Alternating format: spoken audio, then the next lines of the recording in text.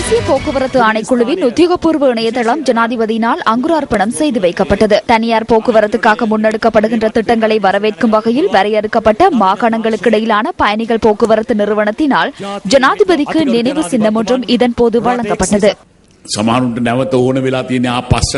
நாடு அபிவிருத்தியில் பின்னடைய வேண்டும் என்பதே சிலரது விருப்பமாக உள்ளது. அதே போன்று யுத்த சூழல் மீண்டும் இந்த நாட்டில் உருவாக வேண்டும் என சிலர் எண்ணுகின்றனர். எல்டிசியினருக்கும் எம்மை பழிவாங்க வேண்டிய தேவை ஏற்பட்டுள்ளது. எம்மை எப்போது பழிவாங்க வேண்டும் என அவர்கள் பார்த்துக் கொண்டிருக்கின்றனர். அல் ஜசீராவுடனான நேர்காணல் ஒன்றில் அவர்கள் தெளிவாக கூறுகின்றனர். இந்த வைராக்கியத்தை உங்களை பயன்படுத்தி மேற்கொள்ள பார்க்கின்றனர். அவ்வாறானவர்களுடன் இணக்கப்பாட்டை ஏற்படுத்திக் கொள்கின்றனர். அதுதான் இவர்களிடத்தில் உள்ள வித்தியாசம். அதனால் இது தொடர்பில் நீங்கள் சிந்திக்க வேண்டும். அவர்கள் எதனை எதிர்பார்க்கின்றனர் என்பதனை நீங்கள் சிந்தித்து பார்க்க வேண்டும்.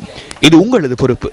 உங்களது எதிர்காலம் மாத்திரமல்ல, உங்களது பிள்ளைகள் மற்றும் அவர்களது சந்ததியினரின் எதிர்காலம் என்பது தொடர்பில் நாம் பொறுப்பு கூற வேண்டும் என்பதனை நினைவில் வைத்துக் கொள்ள வேண்டும். உங்களுக்காக எந்த ஒரு சந்தர்ப்பத்திலும் நாம் தயாராக உள்ளோம்.